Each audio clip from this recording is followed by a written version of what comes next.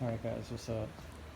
Do another video real quick on the Vtec killer A3 conversion, because there's not a lot of information on that out on the internet or on YouTube or anything.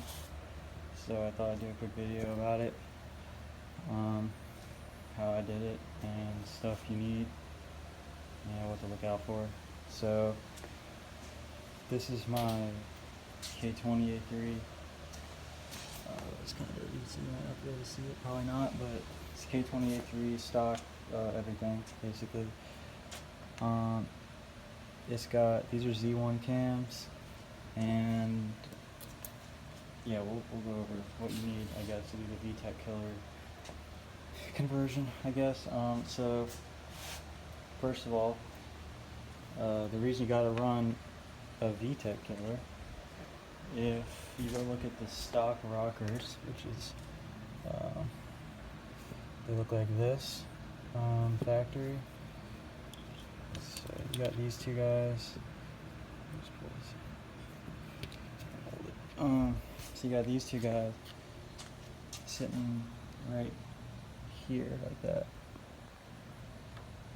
So if you look, obviously this lobe in the middle isn't going to ride all the way on that cam. It's going to hang off a little bit. So that's why you can't use your stock A3 rockers. You can see these are the A3 cams right here. So you can see the intake has the 2 lobe and the exhaust has the single lobe. That's why people call it the Vtec E or economy Vtec or whatever. So long story short, you can't use your A3 rockers if you're trying to do this. You're trying to put any true Vtec 3 lobe cams in your A3, or I guess this also applies to K24, A1, A4, A8, any non 3 lobe Vtec motor. So yeah, that's why you need the different rockers. So for the rockers, here, this side, these are stock A3 rockers, exhaust rockers. You can see it's just a single thing. Since the A3 has a single cam on the exhaust side, or single lobe, these are fine. They work good. So the cheap way to do it is to just go grab 4 exhaust rockers off of a non-Vtec motor.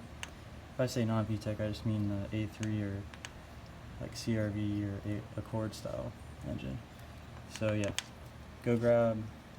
cheap way is to go grab 4 of these exhaust rockers off a non-Vtec motor and put these on the intake side, and you're going to end up with this. And you can see these cams now line up perfect with the rocker. So yeah, there's that. That's why if you look online, people are like, you need the exhaust rockers, you need 4 more exhaust rockers to run a Vtec killer. That's why it doesn't line up. Would it work? Maybe, but I don't want half my cam hitting the rocker at this weird angle, and I don't know. It's not, to me, this just seems like a better way to do it. So yeah, these are Z1 cams. A2, basically any 3 lobe Vtec cams is going to be the same. Installation wise, tuning wise, I don't know about TSX cams hitting on or with the 50-degree VTC. I'm not sure about that, but maybe someone knows. Didn't really look into that much. I just wanted a stock A2 Z1 kind of setup. So yeah, cam wise, there's tons of videos how to remove cams. Just pull off the caps and well, not that. Lock the tensioner, pull the caps.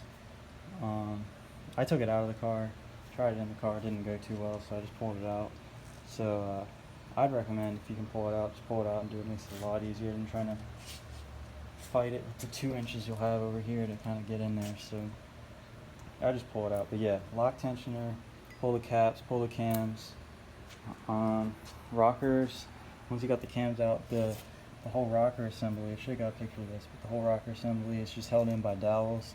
So each one of these spots has a little dowel pin in it.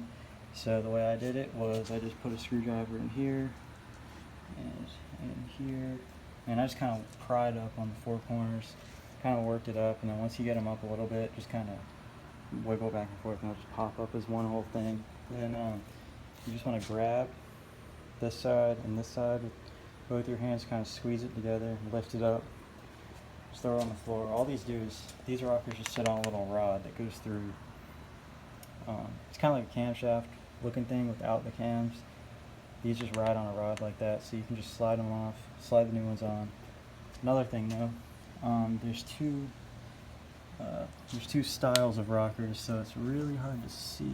I guess you probably, yeah, you can kind of see, but there's, I don't know what year they changed these, but see, these rockers have this like washer thing that's a clip. That means it's the newer style exhaust rocker. The older style just has a washer next to it without the clip on it. And basically the reason that's important is you can see right there how you have to grind down beside the actual roller right there in the middle. You have to grind down these sides because the cam is wider than the roller, so if you don't, it'll just hit the rocker. So you gotta grind them all down. I checked exhaust side, definitely was gonna hit. Intake side, not 100% sure it was gonna hit. Did it anyway since I already had it all apart. So yeah, I ground them all down, threw it on. Timing wise, or threw the rockers on, swapped cam gears, swapped the trigger plate. That's really it. It's not hard. Still a couple things I gotta do to it. It's not all back together yet, but it's a pretty simple swap just to get them switched over. Just make sure a couple things when you're timing it. The way I did it is you want to make sure, let's see if I can get a good angle on this. Timing wise, you got your two marks, which aren't lined up, but right now we got the one here and the one over there. It's kind of dark, hard to see, but two lines you want them to line up right about here. They'll just go across. That's how you know the cams are right. They'll kind of make a pyramid shape with the number one lobes. Then down on your gear behind the timing card. The way I did it, so this arrow and this marker right there, that means you're top to center when these line up. So even behind it, there's another mark similar. What I did was I just put crank top dead center. This is before the chain was on. Crank top dead center. Then I turned this a little past top dead center just because these cams move around, or because you have to kind of hold the cams and spin them to get the chain to line up in the right spot. I didn't want number 1 and 4 at top dead center because I didn't want to accidentally hit a valve with the piston or anything when it's spinning, or hit a piston with a valve and I'm spinning these cams around. So I just made sure this is a little below top dead center, even more than this, maybe down here. Then you just got to make sure the lines line up. There's marked links on this chain, so maybe we can actually get, it's kind of hard because I got the plugs in, so now there's compression, but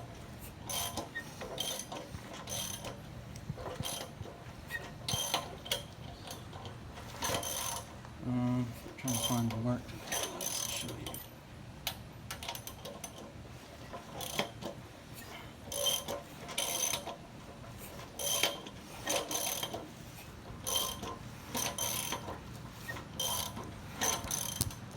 All right.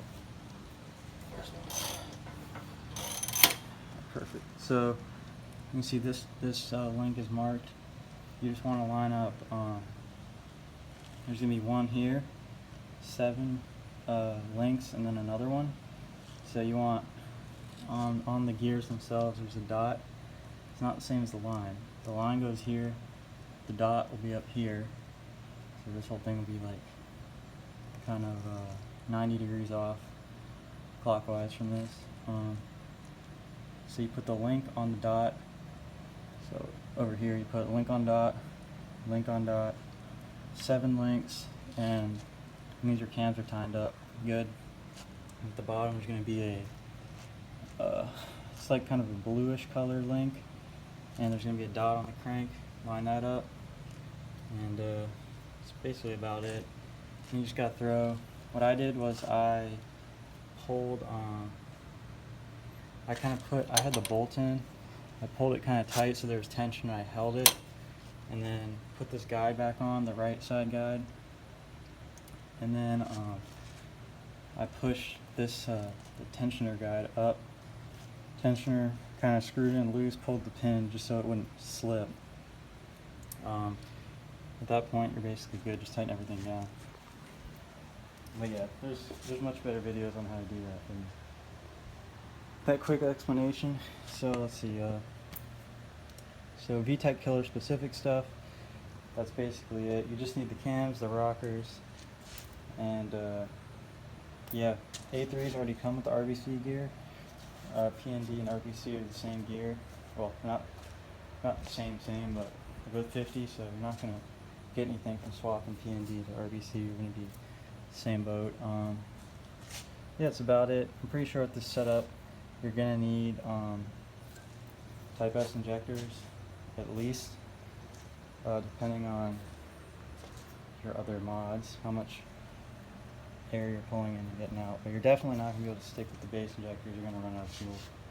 So I just swapped them out. I already got the TSX injectors in here, I've had them in, so I'm not going to mess with it. But definitely swap those out, it's something you need. That's really it. Obviously you're going to need some sort of tuning. So, because I know there's always that one guy that's like, do I need K-Pro for this? You need K-Pro. There's no way around it. You need K-Pro, K-Tuner, AEM if you got money. You need something to tune this, because it is not going to run on a stock ECU, no matter what. So, yeah, that's basically the whole swap. It's pretty simple. If you have any questions, you can just comment or DM me on Instagram, and I can try to help. Thanks for watching.